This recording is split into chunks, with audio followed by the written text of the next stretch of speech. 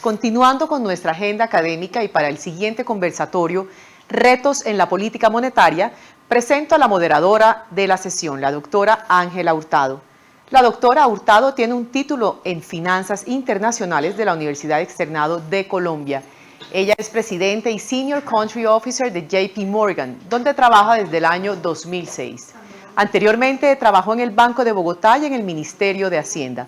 Doctora Hurtado, bienvenida. Le doy la palabra para que presente a sus compañeros de conversatorio. Adelante. Hola, buenos días a todos. Primero, muchas gracias a Sofondos por la invitación. Creo que es un panel que en el momento actual nos genera mucha incertidumbre sobre las respuestas que vamos a recibir y ojalá sea un panel muy agradable. Voy a presentar a nuestros panelistas. Empiezo por Ana Fernanda Mayhuashka, claramente conocida en el mercado colombiana. Es economista de la Universidad de los Andes, MBA en Finanzas de Columbia Business School. Ana se ha desempeñado como codirectora del Banco de la República, viceministra técnica del Ministerio de Hacienda, superintendente delegada de la Superintendencia Financiera y gerente de investigaciones económicas del Fondo de Pensiones Porvenir. Posee amplia experiencia en mercados financieros e innovación, pagos e igualdad de género. También tenemos con nosotros a José de Gregorio, decano de la Facultad de Economía y Negocios de la Universidad de Chile. Es ingeniero civil industrial de la Universidad de Chile, con máster en Ingeniería Industrial, mención en Economía. Tiene un PhD en Economía de MIT. Actualmente se desempeña como decano de la Facultad de Economía y Negocios de la Universidad de Chile. Previamente se desempeñó como presidente del Banco Central de Chile, además de ejercer como ministro en las carteras de Economía, Minería y Energía. Sus áreas de investigación se centran en política monetaria, finanzas internacionales, crecimiento económico y ha publicado varios temas en revistas y libros de alto nivel, tanto nacional como internacional. Finalmente tenemos a Martín Uribe, profesor de Columbia University. Es economista de la Universidad Nacional de Córdoba en Argentina. Tiene un máster en economía en el Centro de Estudios Macroeconómicos de Argentina, el CEMA, y tiene un doctorado en economía de la Universidad de Chicago. Es profesor titular de economía en la Universidad de Columbia, Nueva York, y es un investigador asociado del National Bureau of Economic Research. Con anterioridad, Martín ha enseñado en universidades como Duke y Pensilvania y fue economista en la División de Finanzas Internacionales y también en la Junta de Gobernadores de la FED. Su trabajo de investigación se concentra en el diseño y evaluación de políticas monetarias, cambiarias y fiscales para la estabilización macroeconómica en países emergentes y desarrollos. Así que bienvenidos a todos. Es un honor poder moderar este panel hoy con ustedes. Yo quiero empezar con algo que creo que es una de las cosas que más nos ha llamado la atención de lo que está pasando en este momento a nivel global, y es el rol de los bancos centrales. Por lo menos yo me acuerdo cuando empecé mi carrera, el rol de los bancos centrales estaba muy metido en temas exclusivos de política monetaria, inflation target, y donde claramente las intervenciones en el mercado de FX eran intervenciones relativamente oportunísticas de acuerdo a las necesidades de cada uno de los mercados. Sin embargo, el rol de los bancos centrales hoy está tomando una relevancia central, tanto en los mercados desarrollados como en los países emergentes.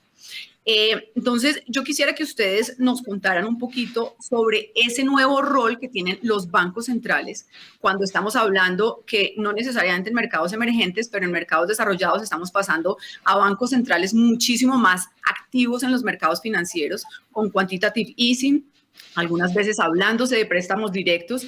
Entonces, ¿qué tan sostenible es esta intervención de los bancos centrales y cuáles son los incentivos que genera en los mercados financieros el tener un rol tan activo de los bancos centrales? Podemos empezar contigo, Ana Fernanda. Bueno, pues gracias, Ángela. Mucho gusto de estar en este panel con todas personas que admiro profundamente, y muchas gracias a Sofondos y un buen día para todos. Yo creo que una de las primeras distinciones que es importante hacer es la que mencionaba Ángela. Creo que los retos que se están enfrentando los bancos centrales en los mercados desarrollados son diferentes en muchos casos a los que se están encontrando en los mercados emergentes. Yo no creo que el rol haya cambiado, pero las dificultades sí. En el caso de los mercados desarrollados vemos que el inflation targeting se ha puesto en grandes dificultades cuando llegamos tan cerca o cuando los bancos centrales tienen tan poco espacio frente al límite del cero tasa de interés y han tenido que ir explorando en muchas nuevas formas de participar en el mercado. En los mercados emergentes vemos una condición muy distinta y eso yo creo que también es importante resaltar que, por ejemplo, en el caso colombiano, cuando el Banco Central participa en los mercados financieros, no está participando, digámoslo así, con el traje del quantitative easing. Ese es un instrumento al que tuvieron que recurrir los bancos centrales de los mercados desarrollados. En este caso, los bancos centrales siguen un poco más con sus instrumentos estándar, participando sí en mercados, pero con el ánimo de generar liquidez de mercado secundario, de tranquilizar, digámoslo así, las condiciones financieras, justamente para que los mercados puedan retomar sus roles propios. Entonces, en esa medida, lo que yo observo es un inmenso reto que se está manifestando de una manera diferente en los bancos centrales del mercado desarrollado que los emergentes, frente a ese límite en la tasa de interés cero y la necesidad de empezar a pensar quizás de nuevo en cuál va a ser la salida de ese rol contracíclico de la política monetaria en ambos mercados, pero repito, con retos que son muy distintos. Perfecto, Ana. Vamos a ir con Martín. Bueno, buenos días y muchas gracias por la invitación. Es un honor. Yo quisiera dar la perspectiva desde fuera de Latinoamérica. Yo he estado siguiendo a Latinoamérica por los últimos 30 años y lo que se ve, así a grandes rasgos, es un aumento muy grande en los índices de independencia de los bancos centrales latinoamericanos. Esto significa independencia de los ministerios de finanzas, de Hacienda, vale decir, ya no son más la escribanía de los ministerios de Hacienda como se veía en los 70 y en los 80. Yo creo que eso es un desarrollo muy positivo para la región. Uno de los grandes conquistas de Latinoamérica, quizás las dos excepciones son Argentina y Venezuela, es que Latinoamérica se ha deshecho de ese flagelo tan grande que es la inflación y que era una plaga en los años 70 y en los 80. Ahora, cuando un banco central gana independencia, lo que uno ve es un nuevo agente económico, la autoridad monetaria, hablando con su propia voz, teniendo su propia personalidad y haciendo sus propias políticas. Eso se puede ver como un aumento en la prominencia en la intervención de los bancos centrales. Yo creo que en Latinoamérica todo eso ha sido un proceso muy saludable y que si uno lo mira en el largo plazo es algo que debería seguir afianzándose. O sea, yo creo que sería un buen desarrollo para Latinoamérica ver a los bancos centrales continuar desarrollando su propia voz. Perfecto, Martín. Creo que todavía no tenemos a José, entonces si quieren vamos a pasar a otro tema que los dos tocaron de forma muy importante y es la inflación. Obviamente estamos viviendo probablemente de una forma más decidida en los últimos meses una presión inflacionaria tanto en el mercado desarrollado y en los mercados emergentes.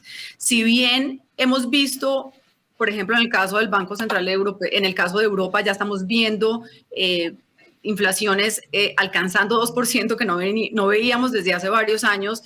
También estamos viendo las expectativas de inflación en general globalmente subiendo.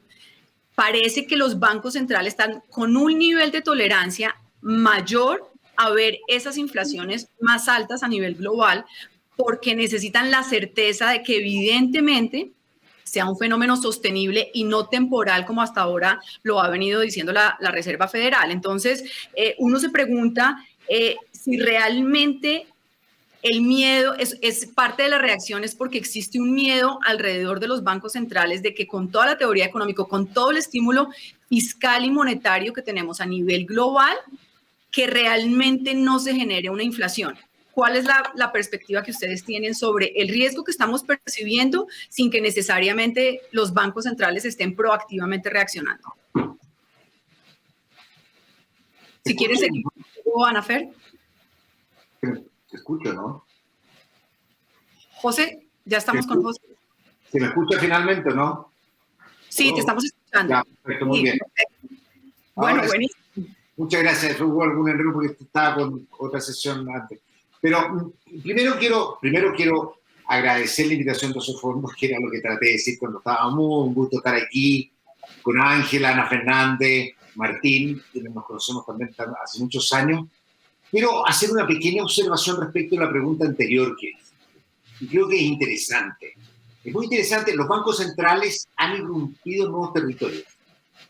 Pero respecto de la crisis financiera global, una investigación que acabo de terminar con el CEFE y yo va a salir en CPR, una cosa que acaba es que no fue más intensa la baja de tasas ni el aumento de los balances. No ha sido mayor que la que fue la crisis financiera. Lo que pasa es que en cierta dimensión es más novedosa, porque los bancos centrales fueron claves en una cosa que en esta crisis fue importante y fue sostener el crédito. Los gobiernos en general proveyeron garantías y los bancos centrales proveyeron la liquidez para que este crédito pudiera haber. Me parece bien que lo hagan, me parece que ha sido muy exitoso los bancos centrales dentro de la dimensión que vamos, pero hay un solo riesgo. Y el riesgo es de que el país, ¿no es cierto?, la economía, piense en que estas no son medidas transitorias. Es muy importante para los bancos centrales ser muy creíbles y decir, mire, a situaciones excepcionales, medidas transitorias, intervención cambiaria, QE, aportes de liquidez. Pero esto no es el instrumento normal ni la forma normal en que el Banco Central va a operar. Y siempre va a estar sujeto a esa tensión. Respecto del tema inflacionario, sin duda estamos nosotros ante un desafío muy complejo. Porque aquí hay dos cosas. A nosotros nos pasó en Chile antes de la crisis financiera global, que tuvimos un aumento de inflación muy rápido producto de los alimentos. Entonces nosotros decíamos este aumento puede ser transitorio. ¿Cuál es el riesgo que uno tiene?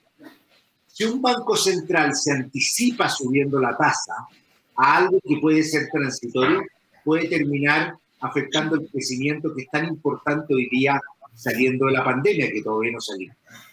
El otro problema que podemos tener nosotros es que si el Banco Central se demora en actuar, la inflación sube y pierde credibilidad y se pierde el ancla. Y ahí en ese caso va a tener que hacer un ajuste mucho más severo. Yo creo que dada la situación actual es razonable esperar, pero hay que evaluar muy bien los riesgos, porque lamentablemente, si esto es simplemente un problema de apriete de oferta transitorio, debieran volver los precios a la normalidad. Pero si lo que pasó fue que hubo un ajuste de la capacidad productiva en el mundo, que es probable que haya pasado, con reestructuración podemos tener un fenómeno inflacionario algo más complicado y sin duda los bancos centrales están ante un desafío bastante importante. Súper claro. Ana, ¿quieres comentar en el punto de inflación? Pues sobre el punto de inflación, Ángela, lo que yo veo es que en efecto, como lo mencionaba de hecho José hace un segundo, es que la gran problemática de los bancos centrales es que esa distinción de si estamos frente a un choque transitorio de oferta, que en el caso, por ejemplo, colombiano, además se está viendo agravado por ingredientes adicionales que no son solamente los pertinentes, llamémoslo así, a la pandemia, por la situación o la coyuntura que está atravesando en este momento el país.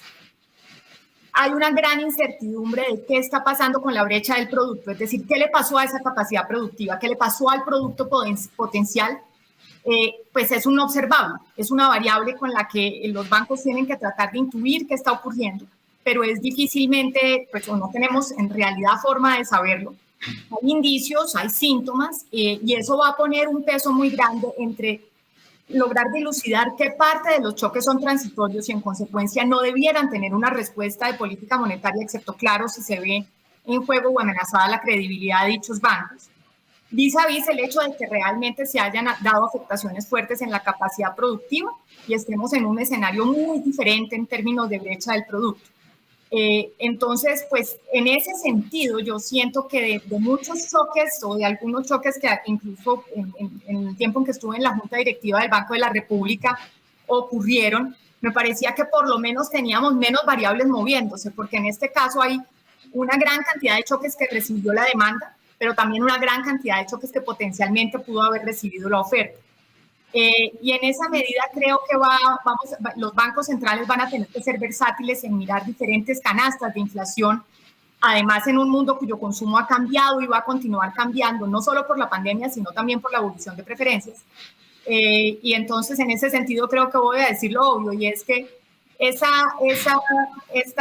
esta nueva era vamos a ver, yo sí creo que más tolerancia de bancos centrales tratando de dilucidar a qué tipo de choques se están respondiendo por una parte y tratando de garantizar que sí estamos finalmente frente a unos fenómenos más permanentes que no generen, digamos, que haya un contraestímulo de los bancos centrales anticipado, antes de tiempo, que pueda afectar recuperaciones que en el mercado desarrollado se están viendo con más tranquilidad, pero que en el mercado emergente todavía estamos viendo con...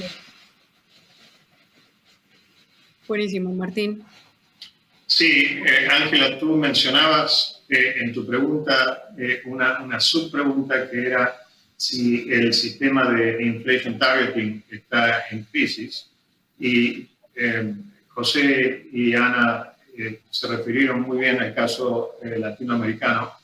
Yo quisiera hablar, por lo tanto, dos palabras sobre la política monetaria en el mundo desarrollado, con un poquito más de perspectiva de largo plazo. Yo creo que ahí se tienen que distinguir dos modelos polarmente opuestos. Uno es el modelo japonés, y acá yo voy a tratar un tema que José mencionó, que es la diferencia entre reacciones que se pueden interpretar como de corto plazo y reacciones de largo plazo por parte del Banco Central. El caso de Japón es un caso en el que bajaron la tasa de interés debido a una crisis en el 95, pero la mantuvieron en cero,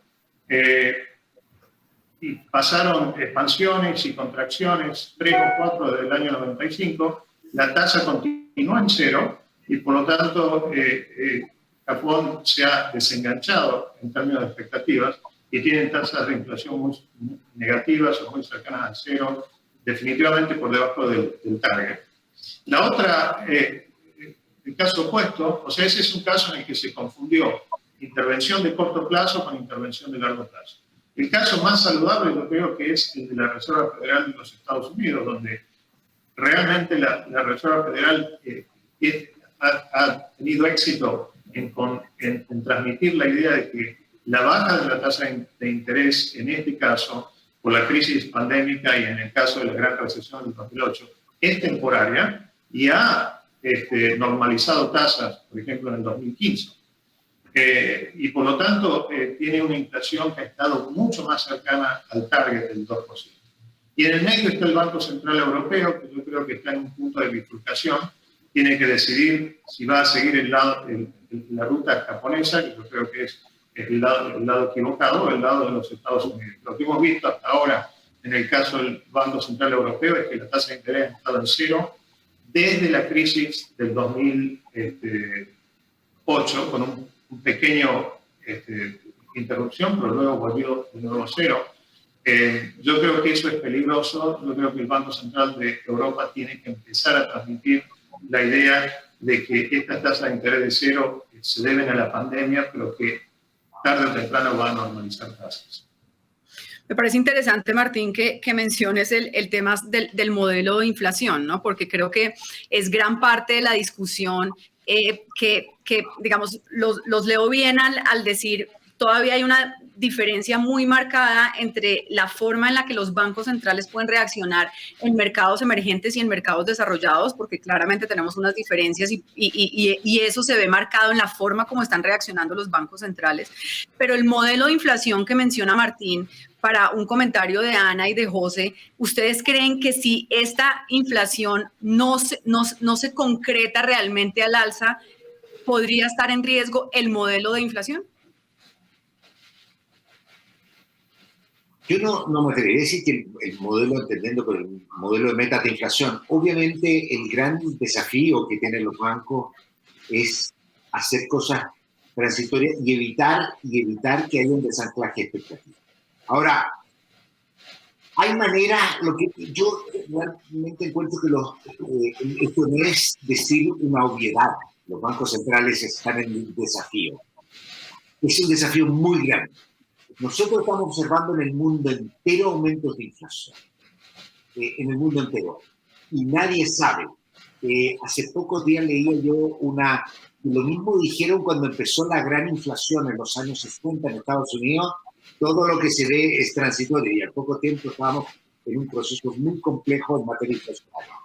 Yo creo que hay que actuar, yo creo que no necesariamente hay que empezar incluso a pensar en algún momento si la inflación más pesada en retirar estímulo extraordinario, pero creo que sería muy complicado, las tasas todavía son muy bajas, pero sería muy complicado empezar un proceso de alza de tasas. Lo mencionaba Martín, fue un problema que tuvo el Banco Central Europeo. El Banco Central Europeo tuvo un aumento de la tasa en anticipación cuando todavía no salían de la crisis financiera y tuvieron que devolver. Y eso le afecta la credibilidad. Al Banco Europeo no, pero a los bancos centrales de los países emergentes sí. Ana, ¿quieres comentar?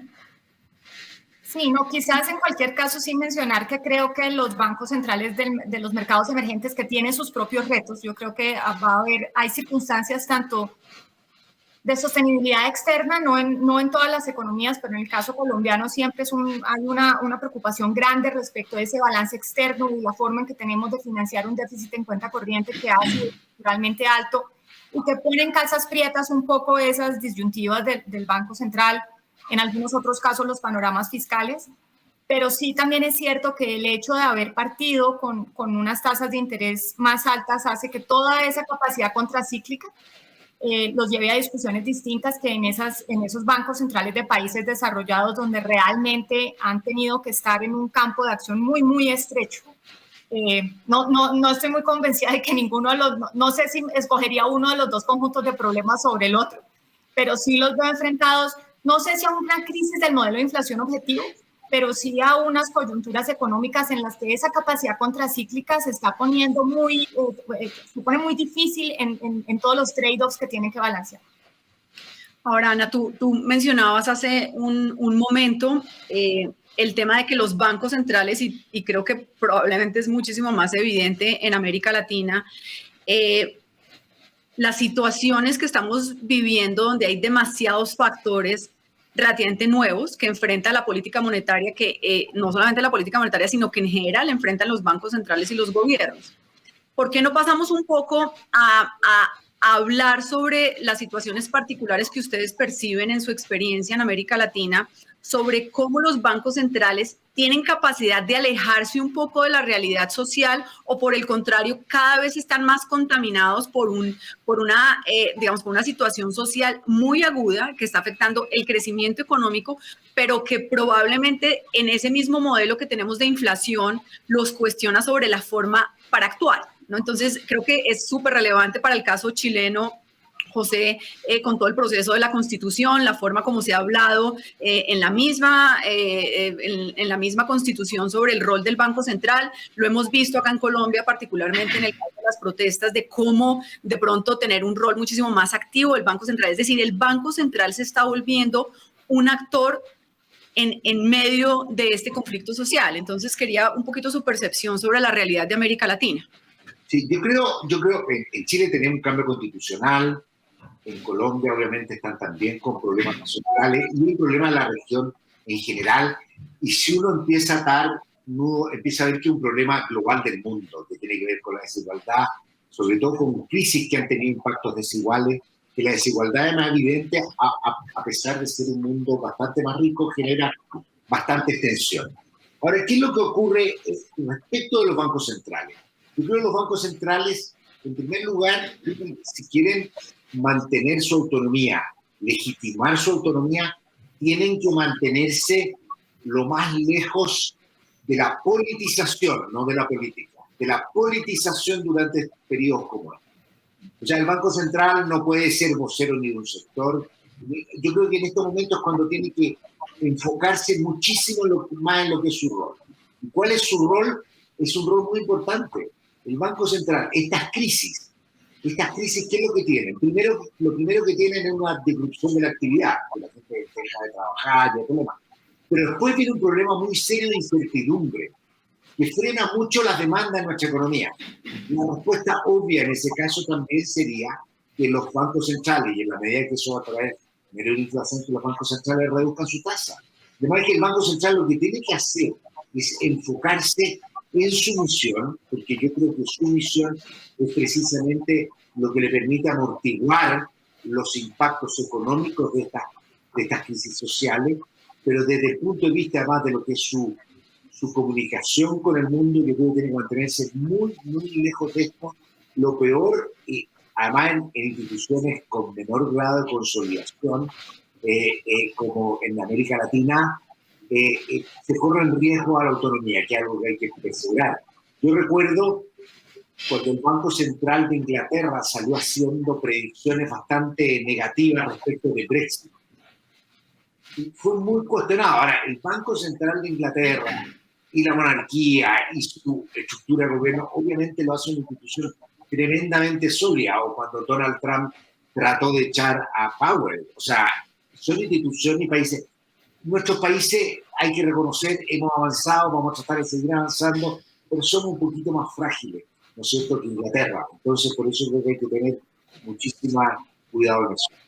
No, además creo que la institucionalidad que tú mencionas en nuestros países ha sido de alguna forma una compensación a otras vulnerabilidades que tenemos. Entonces, esa institucionalidad que se ha ganado no podemos perderla, pero ¿qué tan fácil es mantener eso? Es decir, yo sé que las respuestas parecen no necesariamente tan fáciles, porque uno dice, claro, es muy importante mantener la independencia de los bancos centrales como institución, además porque es la forma correcta, pero también es difícil mantenerse alejado de algo que es tan intenso. No es mantenerse alejado. De hecho, lo peor sería un banco central que dijera estas crisis sociales no tienen ningún efecto sobre la economía. Tienen efecto, pero el Banco Central de lo que se preocupa es, dentro de su objetivo, mitigar sus costos, y eso me parece una tremenda contribución que tienen que hacer. El Banco Central de Chile lo hizo cuando partió la crisis social, ¿no es cierto?, el estallido social. En octubre del año 2019, el Banco Central a las pocas semanas estaba proveyendo liquidez, y estaba asegurando liquidez, que tuvo mucha tensión de corto plazo. Al poco tiempo se dio cuenta que la economía ya venía desacelerándose, desde agosto del 2019. Y esto lo confirmó, empezó a bajar la tasa de interés, que era razonable. Ahora, si no hay, lo explica y no la baja, pero yo creo que eso es muy importante. Perfecto. Sí. Y yo quisiera complementar en que fíjate que la experiencia también indicaría que los bancos de la región respondieron. Tenía una coyuntura tremendamente compleja. En Colombia estamos viviendo el estallido social más fuerte ahora. Habíamos tenido un evento previo en octubre del 19, un poco más, digamos, con la consolidación de cuando empezaron las protestas en Chile.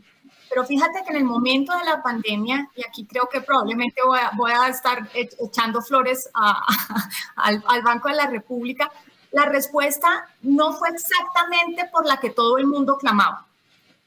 La demanda de que las tasas de interés tenían que bajar a cero de inmediato y tenía que ser una cosa urgente, lo pongo yo en estas palabras, esa habría sido una respuesta de titular de periódico. Yo creo que mantenerse en ese rol de adulto en la habitación es fundamental y no es fácil, pero yo creo que las recompensas están allá afuera, es decir, ese rol de adulto en la habitación no siempre responde a ese clamor general, pero de alguna manera me parece que en la región eso fue lo que vimos y el resultado ha sido positivo. La liquidez se dio, en casi todos los casos vimos el uso de instrumentos innovadores, de alternativas que no se habían usado en el pasado, que es muy importante porque es el testimonio claro de que los bancos centrales sí estaban escuchando, un poco al punto de José. Este no es un punto de mantenerse aislado, es solamente de ser totalmente cuidadoso respecto de sobre en qué terreno se mete, porque lo contrario lo va a contaminar en ese rol tan importante que tiene que mantener en un tránsito como el que vivimos. Súper claro. Martín, la experiencia de Argentina y tú viendo América Latina un poquito también desde afuera, ¿qué opinas sobre ese rol? Bueno, yo quisiera expresar que estoy totalmente de acuerdo con lo que expresaron José y Ana. Yo creo que en tiempos de crisis los bancos centrales tienen que enfocarse aún más en hacer lo que los bancos centrales tienen que hacer, que es sostener el nivel de actividad, afianzar la estabilidad financiera, la estabilidad de precios. Dicho esto, yo creo que una de las grandes lecciones que hemos aprendido en Central Banking, no solamente en lo teórico, pero también en lo práctico, es que situaciones de crisis, situaciones excepcionales, requieren también de intervenciones excepcionales del gobierno, inclusive los bancos centrales. Yo creo que los bancos centrales han aprendido esa lección. Lo que pasó en Estados Unidos en el 2008 es un caso muy claro. El Banco Central de los Estados Unidos tiró todas las herramientas que tenía a su alcance para paliar la crisis. Hemos visto eso también en esta crisis y crecientemente en los bancos centrales de Latinoamérica. Con respecto a esto de los disturbios sociales, nuevamente los bancos centrales tienen que continuar haciendo lo que hacen, pero yo creo que hay formas colaterales de mostrar sensibilidad. Por ejemplo, brevemente, para no extenderme mucho, en el caso de los Estados Unidos, el estado de Minnesota es uno de los más afectados con los problemas raciales. George Floyd y todo eso ocurrió en Minnesota. Y lo que hizo la Reserva Federal de Minneapolis fue crear un instituto de investigación, absolutamente académico, absolutamente serio, pero dedicado al crecimiento inclusivo, para decir, a temas de distribución. Y yo creo que eso, sin desviar el rol de los bancos centrales en lo que tienen que hacer, son actividades que muestran a la comunidad que el Banco Central es sensible. Entonces están esos dos aspectos que yo creo son importantes para ir emulando también. Súper buen punto, Martín. Y creo que con todo esto... Claro, por favor, José. Como profesor universitario, banquero central y otras cosas, hay una cosa que me preocupa. Lo que han hecho en la Reserva Federal de Minneapolis ha sido muy bueno, realmente es para felicitarlo. Pero cuando lo dijo Martín, yo dije, a ver, hagámoslo en Chile. Que el Banco Central haga algo. Primero, los partidos políticos van a querer poner a su persona ahí, porque acá somos una sociedad latinoamericana mucho más politizada. Entonces uno va a poner un economista, no, pero es que entonces están solo los neoliberales. Y empecé 40 segundos y dije, qué lástima que tal vez acá sea mucho más difícil hacerlo. Pero lo de Minneapolis es una cosa muy buena y con investigaciones tremendamente serias y de muy alta calidad. Entiendo que algo podríamos tratar de hacer acá, pero nuestra institucionalidad y práctica es bastante más frágil. Tal vez tengamos que invitar a Martina que se haga cargo de todo esto. Pero, Ángela, yo quiero meter la cucharada porque quisiera contar una cosa que a mí me parece un gran logro del Banco de la República. Desde hace unos años ha empezado a incrementar su presencia en redes sociales. Ahora, el Banco de la República tiene un activo que para muchos economistas nunca se supo bien si era un activo, que es una actividad cultural que ningún otro banco central en el mundo tiene. Pero eso le ha permitido una cercanía con las personas que yo creo que se ha capitalizado. El área cultural del banco ha sido un aliado increíble en acercar un poco ese banco a la comunidad.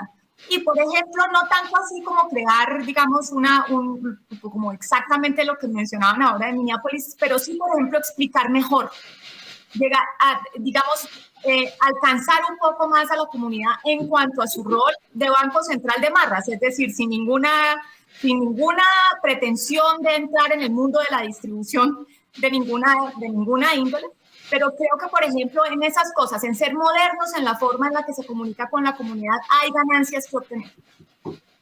Buenísimo, la verdad, súper buenos puntos y experiencias con cuidado, ¿no? Siendo asertivos en el momento y en la forma como se hacen. Yo creo que una de las cosas que a mí particularmente me ha llamado mucho la atención es la región de América Latina en los últimos 20 años, si bien tuvimos unas mejoras sustanciales en muchos temas, cuando uno los compara con regiones como Asia, particularmente, vemos que no necesariamente aprovechamos toda la bonanza y todas las vacas gordas para hacer unos cambios más estructurales. Y hoy no tenemos una crisis en las que uno de los mayores retos que tenemos como región es que el nivel de financiamiento de los gobiernos nos cogió en la crisis ya con unos niveles relativamente altos. Y probablemente para el caso chileno, con mucho más espacio de lo que tenemos otros países a nivel regional, pero un porcentaje de deuda como PIB muy relevante. Entonces, quisiera que ustedes me comentaran sobre lo que están viendo en cada uno de esos países, o si quieren tratarlo en América Latina, sobre esta presión desde el punto de vista de financiamiento. Ya vimos la reducción de calificación de Colombia por Standard & Poor's. Realmente, ¿cómo podemos enfrentar el reto de financiamiento en los siguientes años como países? A ver, primero, si uno quiere evitar una situación insostenible de deuda, lo primero que tiene que hacer es subir impuestos y recortar gastos. Nosotros sabemos que es difícil recortar gastos, los políticos son muy buenos para decirlo en las elecciones, pero nunca recortan gastos porque se dan cuenta que es muy complejo. Y yo siempre digo, siempre hay una cuestión del gasto, de su ineficiencia, tal vez de que logra llegar a sectores o tener cierta compromiso político. Pero es algo que hay que hacer. Nuestro espacio, lo que yo he visto en Colombia es lamentable. O sea, tengo que ser bien franco. Es un país que necesita... O sea, en Chile se hace protesta porque sube la locomoción, porque hay malestar, porque hay inequidad, pero en Colombia hay una protesta porque se suben los impuestos para poder financiar las cosas que hace el Estado, eliminando algunas exenciones de IVA, una reforma que en el neto sonaba progresiva, pero que hemos aprendido, sobre todo en Chile, que había una discusión de rebajar IVA a algunos artículos. Nosotros dijimos después no se sube porque miren lo que está pasando en Colombia. Entonces, yo creo que es lo primero que tienen que hacer los gobiernos. Nosotros estamos en un desafío enorme. Y déjame decir lo que tú decías. Yo creo que ha cambiado un poco lo que nosotros vemos como las necesidades más imperiosas de los países, y tiene que ver en los casos de Chile, Colombia, países que han sido bastante más exitosos en la región, pero también son problemas que tiene Perú, con cuáles son nuestras principales prioridades. Y los problemas de inclusión social, de paz social, de empatía, de cubrir todos estos problemas, como en Estados Unidos nos mencionaba Martín, puede ser los problemas raciales. Acá nosotros tenemos problemas de equidad bastante grandes, son los que tenemos que abordar. Son muy complejos, requieren soluciones creativas, pero esto no es más o sea, es súper importante seguir creciendo y tener inversión, pero si queremos recuperar el crecimiento y la inversión, tenemos que ofrecer un horizonte de largo plazo. Obviamente no está pasando el día y tener el tipo de cosas que necesitamos hacer son bastante distintas que lo que necesitamos hacer en Colombia. De acuerdo. Muchos retos en la financiación. Ana, ¿quieres mencionar para el caso colombiano? No sé si en esta coyuntura tenga uno mucho que decir. Yo creo que tenemos un problema fundamental de pedagogía.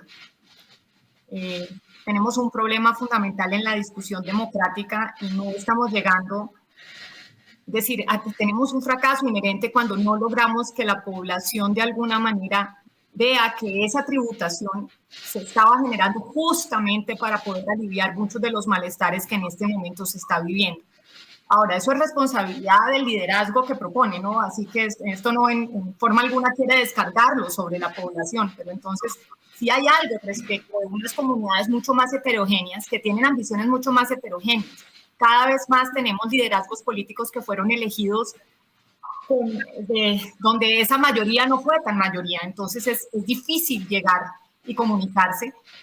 Y yo en este momento realmente me encuentro en una posición en la que no tengo una solución clara de cómo es que vamos a mover ese equilibrio. ¿Qué es lo que más me preocupa? Que no veo la clara conciencia de las personas que sí tendríamos que estar dispuestas a pagar. Es decir, yo entiendo que haya una parte de la población que está solamente sumida en su malestar y desesperanza, me parece claro, pero esos no son todos. Y tampoco vi la comprensión de la necesidad de que aportemos de una forma mucho más definida a esa tributación en los sectores de la sociedad que sí deberían poder hacerlo. Entonces, pues a este punto mi problema es que yo estoy en la mitad un poco del desconsuelo, es decir, porque es que este llamado no era a las personas que están en esas circunstancias de desempleo y pobreza y desesperanza. Este era un llamado a la tributación de las personas que están en condición y que deberían, justamente en la pandemia, haber tenido una idea más clara de lo afortunados que somos de poder contribuir un poco más. Y pues, es decir, yo veo todos los intentos de pedagogía en mostrar las diferencias de tributación de Colombia con países de la región misma, es decir, aquí no estamos hablando de la comparación más lejana que puede ser el resto de la comunidad de la OECD o yo qué sé. Y sin embargo, todavía no logramos mover ese péndulo hacia el lado en que digamos que tenemos que ser sostenibles a largo plazo y que en este momento esa senda de deuda pues nos pone realmente en una condición muy crítica para poderle ofrecer justamente mejores condiciones a esa población que en este momento está allá afuera en una sensación de inconformismo gigante y cierta, digámoslo así. Es decir, ha sido una coyuntura terriblemente exigente. En algunas zonas de Colombia los aumentos en la pobreza son realmente astronómicos. De acuerdo. Martín, ¿quieres mencionar tu percepción del nivel de deuda sin terminar desilusionándonos mucho sobre la situación?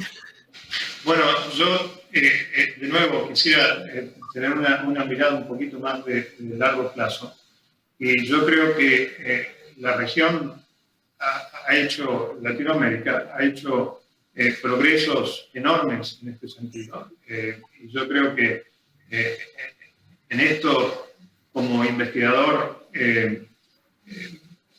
me resulta útil, aunque como argentino me resulta doloroso decir que Argentina hoy es lo que era Latinoamérica en los 70 y en los 80. O sea, gran parte de Latinoamérica en los 70 y en los 80 es lo que era Argentina hoy, para decir un país en el que tiene una deuda de 3/4 del PBI y en donde se ha cementado la idea de que el gobierno no puede generar superávits primarios. O sea, estoy hablando de superávits primarios, vale decir, antes de considerar los intereses, se ha cementado esa idea de que el gobierno está permanentemente en crisis y por lo tanto no puede generar superávits primarios. La región en general ha superado eso ampliamente y eso se ha reflejado en tasas de inflación en la región que son muy parecidas a las tasas de inflación de los países desarrollados. Ahora, está el fine tuning, que es qué sucede cuando en una situación particular el gobierno, para garantizar la estabilidad, debe subir un impuesto.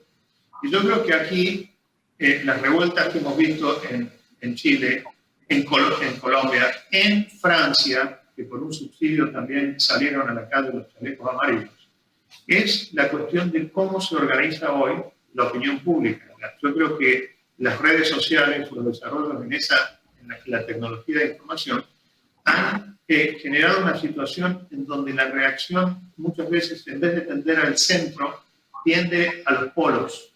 Y por lo tanto, un pequeño cambio en un precio de un subte o en un impuesto o en un subsidio puede generar escándalos de nivel mayor. Entonces yo creo que ahí es donde los gobiernos tienen que poner mucha investigación, yo creo, y tratar de entender cuál es la forma en la que, con la forma en la que se disemina la información y se expresa hoy la gente, cuál es la forma que tienen que usar los gobiernos para hacer cambios de política, especialmente cuando los cambios de política en la superficie son negativos, como por ejemplo el aumento de un impuesto, pero en el fondo son positivos porque garantizan estabilidad fiscal. ¿Cuál es la forma de comunicar hoy, en el año 2021, cuando estas reacciones polarizadas están, digamos, son un riesgo muy grande? Una mezcla entre credibilidad y pedagogía, ¿no? Los retos probablemente más grandes para poder movernos hacia niveles muchísimo más sostenibles como región. Hay algo que no podemos dejar de tocar con ustedes y es la nueva tendencia hacia los llamados GovCoins, ¿no? Hace poquito salió un especial en la revista The Economist que hablaba sobre este tema y mencionaba cómo estamos ante una tendencia clara de tener gobiernos cada vez o bancos centrales, dependiendo de quién lo esté haciendo, cada vez buscando tener monedas electrónicas, ¿no? Y esto obviamente en medio en el que los bitcoins ya pasaron de ser algo que a la gente probablemente escuchaba a tener casi 1 trillón de assets en bitcoin y tener obviamente todos los retos que esto implica. Entonces, quiero tener un poco su opinión de cómo esto genera cambios en la relación entre el Banco Central, el sistema financiero, el rol de los bancos, la cercanía entre los bancos centrales y las personas, es decir, cuáles son los retos y los desafíos que nos puede generar esta nueva tendencia de GovCoins en Latinoamérica. Voy a seguir el pacto porque es un tema que me fascina, porque me parece muy interesante. Creo que daría para mucho, pero hay un par de cosas. Primero, las criptomonedas no son criptomonedas, son criptoactivos. La gente invierte en ellos, son altamente volátiles, no cumplen ninguna función del dinero. Simplemente el fracaso como monedas, que se inventó como una moneda, y hoy día de transacciones de Bitcoin, entiendo que algo así como 1 o 2% solo se usan para transacciones. El resto son compra y venta de un activo. Un activo que puede tener valor, que puede repasar al logo, que no tiene valor intrínseco, por lo tanto una burbuja, yo creo que eso no hay discusión. Pero lo que sí hay detrás de esto es una revolución muy grande en fintech, en medios de pago. Por un lado están los bancos centrales, que tarde o temprano van a tener que acercarse a las digital currencies. Pero le pone tremendo desafío, porque uno podría hacer una especie de Bitcoin, pero banco central. Y todas las billeteras estarían en el Banco Central. Está bien, todo el dinero depositado en el Banco Central, pero acabamos con el rol de intermediación del sistema financiero. ¿Cómo se canalizan después esos depósitos? Uno va a hacer un bidding, o sea, por ponerte uno de los tantos ejemplos. Yo creo que en nuestro país, la revolución del fintech, el uso de, ¿no es cierto?, para evaluar probabilidades, seguros. O sea, realmente estamos, tal vez, con la llegada de las tecnologías, los contratos inteligentes de Ethereum, estamos viviendo nosotros a un estado, tal vez, una de las revoluciones más grandes que hemos visto en la última década de finanzas.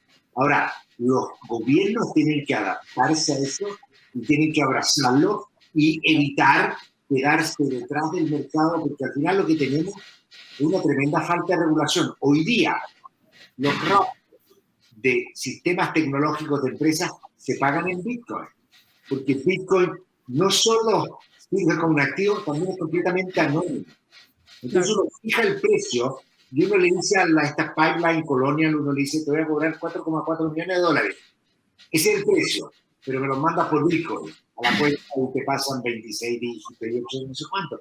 Entonces yo creo que los gobiernos tienen que avanzar bastante rápido en esto, medios de pago digitales, con mucha seguridad sobre la información privada, pero con mucha trazabilidad, porque en un mundo con anonimato, o sea, tenemos serios problemas, por lo tanto, las autoridades fiscales y para todo el mundo necesitamos tener capacidad de trazabilidad, y ahí los bancos centrales están en otro desafío bastante grande, porque no es llegar y crear una moneda. Si fuera así, ya lo hubieran hecho, pero es bastante complicado.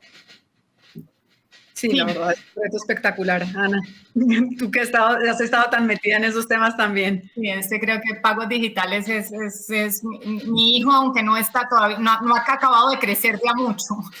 Pero yo creo que complementando un poco lo que decía José, aquí hay un cambio profundo en general en las industrias en que se tienen que mover hacia productos que están centrados en el cliente, porque eso es lo que esta nueva sociedad quiere. Y eso no es distinto para un banco central. Entonces, así como lo mencionamos, ese es un movimiento que tienen que dar los reguladores y los bancos centrales, no siempre son los mismos. Y yo creo que si no hay, digamos, una velocidad en hacerlo, siempre corremos el riesgo de que la solución va a venir, pero va a venir de formas subóptimas como el anonimato que ahorita describía José. Entonces, yo creo que el impulso que los bancos centrales le den a los pagos digitales, que los sacan en algunos casos de su rol más tradicional quizás, es fundamental. Es fundamental en cualquier economía porque realmente están compitiendo en algunos casos con productos que pueden llegar a ser nocivos en términos de estabilidad financiera y de otra índole. Porque además, si la solución no está un poco mediada por esta idea de preservar estabilidad, vamos a estar frente al mundo de desintermediación que menciona José. Y porque en el caso de economías emergentes y muy informales como en Latinoamérica, los pagos digitales, mi defensa siempre ha sido, son una forma de ganar algo de formalidad, porque podemos rastrear el quehacer económico de los agentes y darles información, que es el gran activo escaso a la hora de atender formalmente con un servicio financiero a esta comunidad.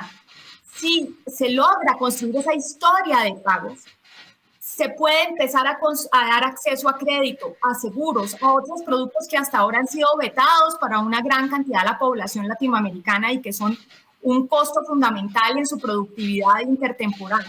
Entonces, pues yo sí, pagos digitales me parece uno de esos temas en los que deberíamos todas las autoridades públicas volcarse a trabajar porque creo que tienen muchísimas externalidades positivas en el progreso, sobre todo de economías emergentes.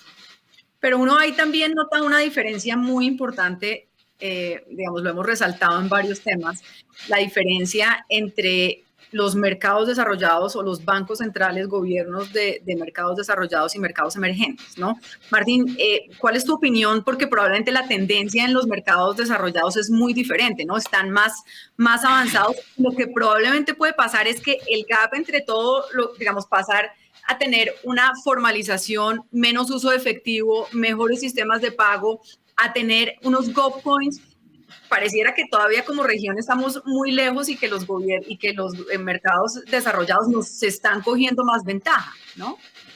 Bueno, yo creo que el tema de las criptomonedas que tiene en este momento, que es todavía embrionario, tiene dos aspectos. Tiene el aspecto puramente especulativo. Por ejemplo, hay un caso que estudió el New York Times, muy interesante, donde le hacen entrevistas a chicos muy jóvenes que multiplicaron su riqueza en 10 y tienen menos de 30 años, ya son multimillonarios. Y esa gente básicamente confiesan nunca haber usado una Bitcoin para hacer una transacción, excepto, como decía José, como una compra especulativa de un activo. Y la idea de esa gente es muy así como en la forma polarizada que tienen las redes sociales. Ellos dicen, nosotros sabemos que no tiene ningún valor intrínseco, pero si todos seguimos comprando, el precio va a subir. O sea, no tiene ningún problema conscientemente a montarse en una burbuja. Ahora, está el otro caso, el caso yo llamaría fundamental, que es el rol de las criptomonedas en un desarrollo productivo mundial que en contribuir al desarrollo de una forma de producción mundial que es la llamada cadenas globales de producción, la Global Supply Chains, y que tienen que ver con que cada producto, inclusive cada servicio, no se produce en un país o en una ciudad, sino se produce en múltiples países. Por ejemplo, tomemos el caso de Google. Google es un programa, un motor de búsqueda que está constantemente siendo perfeccionado por programadores. Y esos programadores son chicos que están distribuidos en todo el mundo. Por ejemplo, puede haber un chico de 17 años programando para Google que está sentado en su casa en Santiago de Chile. Ahora, ese chico, ¿cómo le paga Google a ese chico? Bueno, ese chico abre una billetera electrónica y le pide a Google que le pague en una moneda equivalente al dólar, se llama stablecoins, por ejemplo, USDC, es una moneda electrónica que vale $1 en todos lados del mundo. Si Google le dice que no, entonces este chico lo que hace es alquila una cuenta en Estados Unidos que le permite que Google le deposite plata y esa cuenta le transfiere esa plata a la wallet con estas criptomonedas. Entonces, en ese caso, esta criptomoneda se usa para algo fundamental, que es una transacción, un pago que pasa a soportar este desarrollo muy importante que es la Global Supply Chain. Entonces están estas dos cosas conviviendo hoy en día. Y yo creo que es muy importante, como decía José y también Ana, que los bancos centrales tomen esto seriamente y comiencen a darle certidumbre a esto. Porque este chico de 17 años en Santiago de Chile no sabe si la empresa que él está usando va a desaparecer mañana o no. Yo creo que si él pudiese usar la criptomoneda del Banco de Chile o de la Reserva Federal de los Estados Unidos, sería una historia mucho más diferente y mejor. Sí, la verdad es que el reto, además, cuando tienes sectores no tradicionalmente involucrados en los pagos, las fronteras lucen un poco menos claras y desde el punto de vista de regulación, no solamente diría yo de medios de pago, sino lo que estamos viendo en temas de tributación, la forma de no generar mayores incentivos para una desformalización y que se quede, digamos, alejada de toda la visibilidad de los gobiernos y de los bancos centrales, es un reto gigante, sin mencionar los temas que estamos viviendo como cada uno de nuestros países. Nos quedan pocos minutos, pero quisiera que con la experiencia de ustedes, ya no están en el Banco Central de cada uno de sus países, ya no tienen ese rol. Si estuvieran hoy sentados en la junta de cada uno de sus países, ¿qué les estaría quitando el sueño?